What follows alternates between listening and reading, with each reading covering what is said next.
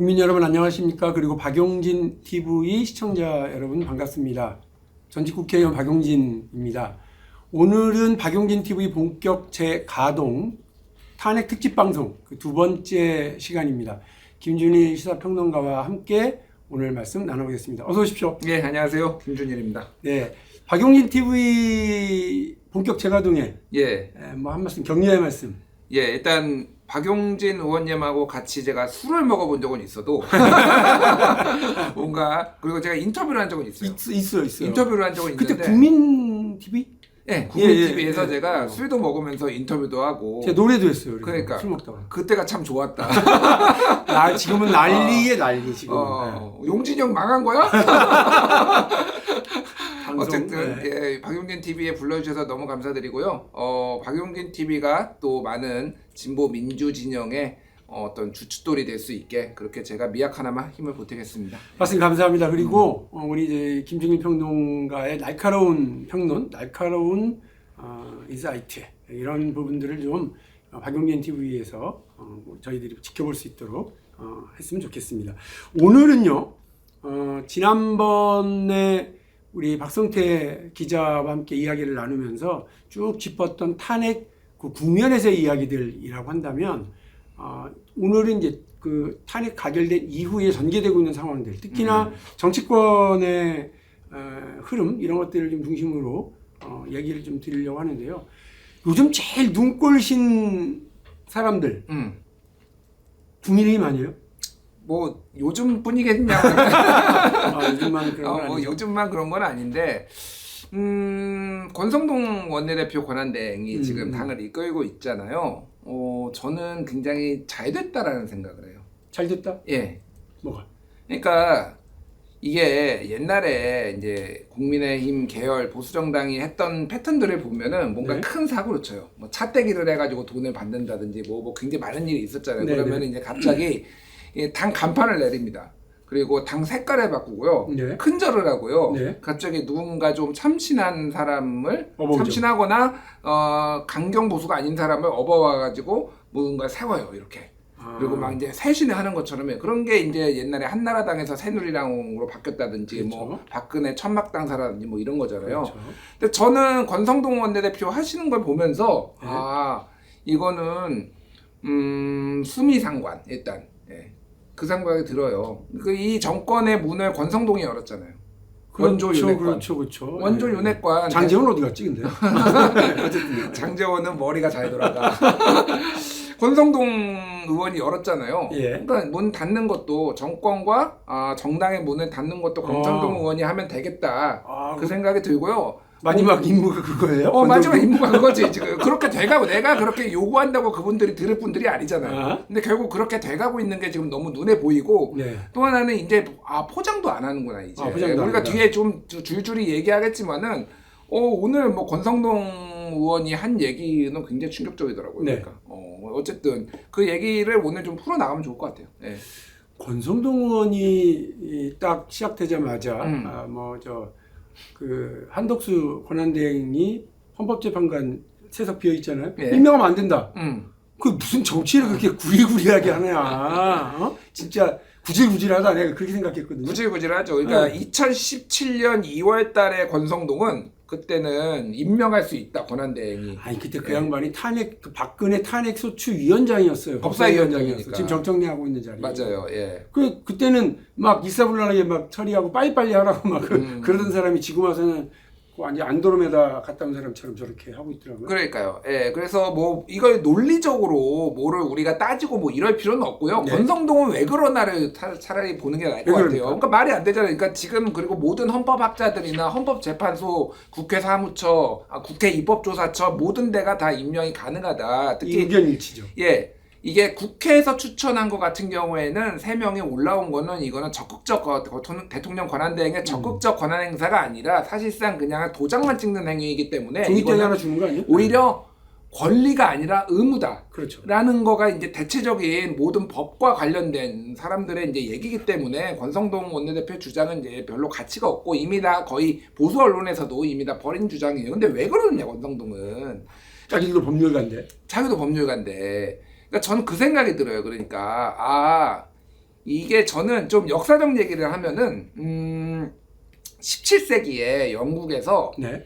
이 청교도 혁명하고 명예혁명이 벌어져요. 사실은 많이 저는 올라갔습니다. 예, 네. 이게 왜 얘기를 하냐면은 이게 지금 국내 상황하고 매우 비슷해요. 무슨 얘기냐면은 그때 찰스 1세가 청교도 혁명으로 숙청됐고요. 이제 제임스 2세가 그 명예혁명으로 여기는 쫓겨나기만 해요. 그래서 프랑스에서 죽어요, 결국은. 예. 근데 이때 내용이 뭐였냐면은 이 왕들이 무슨 주장을 하냐면은 왕권 신수설을 얘기를 합니다. 그렇죠. 예, 그래서 왕의 권한은 신이 준 거기 때문에 아무도 침범할 수 없다라고 얘기를 하면서 이때 뭘 하냐면요, 의회하고 싸우기 시작해요. 의회가 다수파가 이제 왕권 신수설은 안 된다, 그리고 네가 하는 거는 우리가 제동을 걸려고 하니까 의회랑 싸우기 시작하면서요. 찰스 1세 때는 내전이 벌어져요. 그때 왕당파와 의회파가 붙습니다, 실제로. 네. 내전 전쟁이 벌어졌고요. 이때 명예혁명 때 제임스 2세 때는 어쨌든 이 사람을 내란 혐의로 쫓아내요.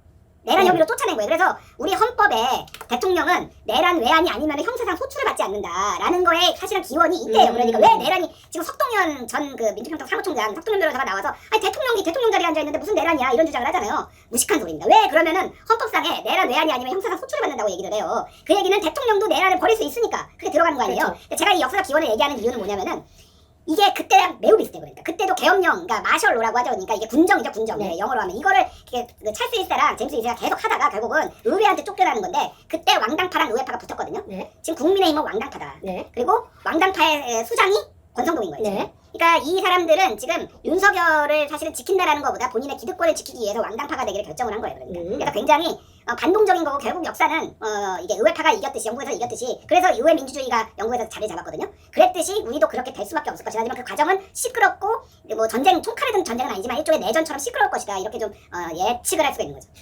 우리가 지금 영국 갔다 왔어요.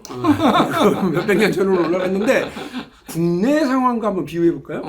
저는 지금 국민의힘이 계속 이런 식으로 가면 위헌정당 심판 대상 될 수밖에 없다 이런 생각이 들어요. 왜냐하면 우리가 한번 헌법에 되어 있는 위헌정당이다, 헌법에 반하는 정당이다. 그래서 예. 이 정당을 해산시켜야 된다라고 했었던 적이 있습니다.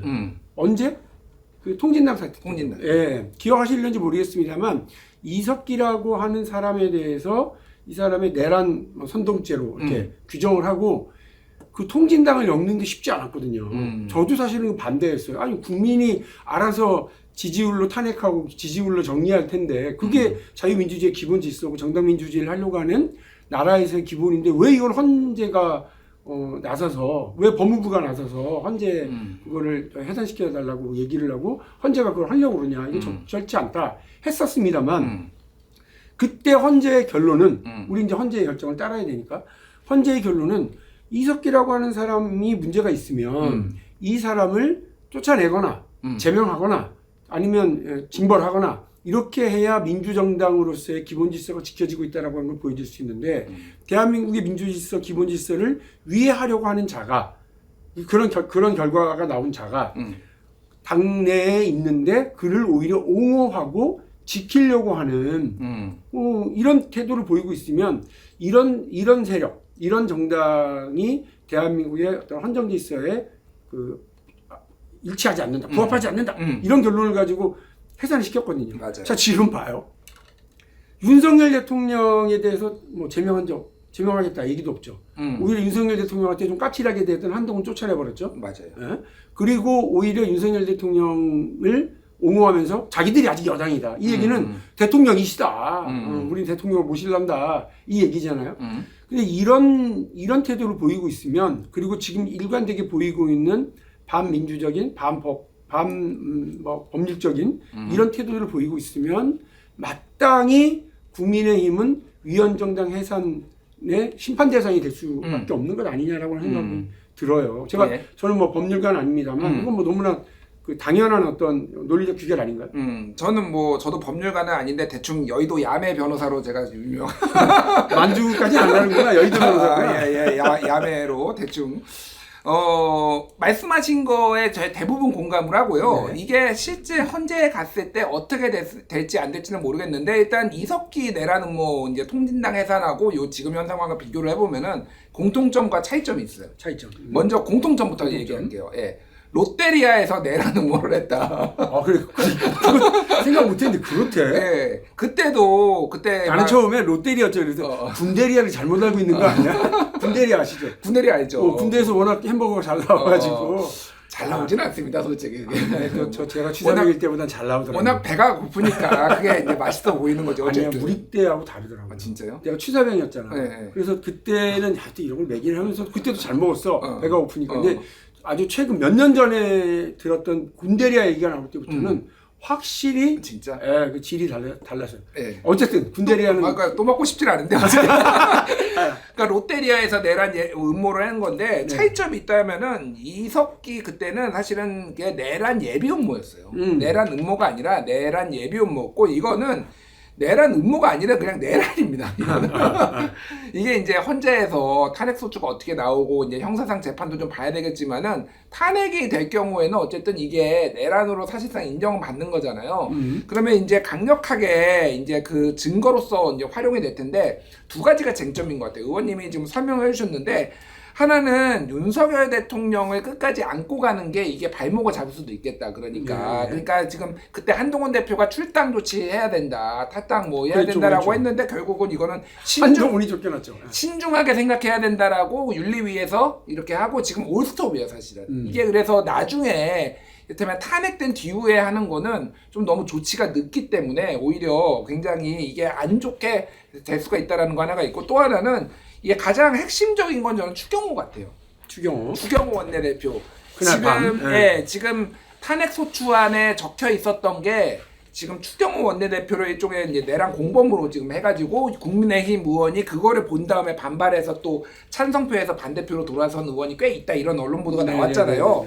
그러니까 사실은 이게 그것도 일종의 나중에는 증거로서 활용이 될 수 있는 거예요. 그러니까 추경호를 구하는 거일 수도 있지만은 그게 일종의 자기들이 전체적으로 공범으로 몰릴 수가 있기 때문에 이런 것들을 탄핵에 찬성에서 반대로 돌아섰다, 당론으로 정했다라는 게 이게 전체가 그러니까 내란 정당에 동조하는 거고 특히 추경호 원내대표가 수사를 통해서 예를 들면은 당사로 보이라. 지금 다 모든 의원들이 국회로 가고 있고 국회로 가야 된다라고 그 텔레그램 방도 지금 공개가 됐잖아요. 일부 의원들이 그렇게 주장을 하는데 처음에는 국회로 오라고 했다가 당사로 바꾼 거. 이게 그러면 아예 이런 계엄 해제를 방해하려는 거 아니냐, 적극적으로. 동조하고 이게 증거로서 위헌정당 해산에 활용될 가능성이 저는 매우 높다라고 봅니다. 그러니까 그 수사가 그때까지 나올지 안 나올지 모르겠으나 어쨌든 이거는 정권이 바뀌고 새로운 대통령이 뽑히고 그 대통령이 이제 법무장관이 해야 되는 거잖아요. 그러니까 그런 상황을 감안했을 때 수사 속도가 충분히 나올 수도 있겠구나, 잘하면은. 이게 왜냐면 바로 되는 게 아니라 또 한참 시간이 걸리니까. 그래서 저는 위헌정당 해산 가능성은 51% 봅니다. 이게 이제 실제적으로 그렇게 갈 수 있을지 없을지 모르겠는데요. 여러분 그 한동훈 대표 쫓겨나면서 싹 사라진 게 있어요. 한동훈 대표가 윤리위를 소집했다. 윤리위를 소집했다 그랬거든요. 그 얘기는 뭐냐면 윤리위 소집해서 징계하고 출당, 제명 이런 걸 시키려고 하는 적극적인 조치였거든요. 근데 결국은 윤리위도 그냥 사라져버린 거죠. 지금은 스톱인데 모르겠어요. 그러니까 뭐 나중에 또 새로운 그러니까 당 대표가 쫓겨난다 하더라도 다른 기구들, 상설 기구들은 그대로 있는 거잖아요. 있어야 돼요. 그러니까 그 역할을 해야 되는데 못 하고 있는 거겠죠. 못 하고 있는 거죠. 권한대행이 권한대행 맞습니까? 비대위원장 하고 있는 그 권성동이 못하게 하고 있으니까 이렇게 되는 거죠. 정확하게는 당 대표 권한대행인 권성동 원내대표가 아까 얘기했듯이 왕당파기 때문에 여기는 이런 거를 시정을 할 의지가 없는 거죠. 그러니까 이게 굉장히 나중에는 되게 중요한 얘기를 지금 하셨어요. 우리 김준일 시사평론가는 위헌정당으로 해산 심판을 받을 확률이 51%, 1% 더 있다 이런 말씀도 하셨는데 의미심장하게 들으셔야 될 것 같습니다. 제가 봐도 이게 지금 국민들이 일반적으로 그러니까 우리 진영에서 민주당 진영 혹은 범진보 진영에서 국힘을 좀 이렇게 국민의힘을 좀 비판적으로 바라보는 시야를 좀 넘어서서요. 이게 지금 민주질서를 파괴한 행위에 대해서 같이 공격하기는커녕 그 파괴 행위에 동조하고 있는 세력으로 비춰지고 있다고 하는 점은 국민의힘의 그 주요 국회의원, 당직자 이런 분들이 예의주시해서 좀 보셔야 될 필요가 있다. 임계점을 좀 넘어서고 있다라고 하는 말씀드리고요. 요즘 우리가 잠깐 비교했던 통진당 사태, 그다음에 국민의힘 요 보면서 계엄 사태를 보면서 야, 오히려 윤석열식 내란보다 통진당이 더 이렇게 치밀하지 않았냐? 뭐 이런 얘기를 사람들이 술자리에서 하는 걸 이제 들었는데 예, 예. 두 가지죠. 이게 사람들이 두 세력과 두 당이 비슷하네? 뭐 이렇게 보이지? 라고 느끼는 것과 동시에 얼마나 윤석열 그 대통령이 윤석열 정부가 하는 짓이 시원찮아 보이고 무능해 보이는지를 여실하게 우리 국민들에게 좀 보여주고 있다는 생각이 들고요.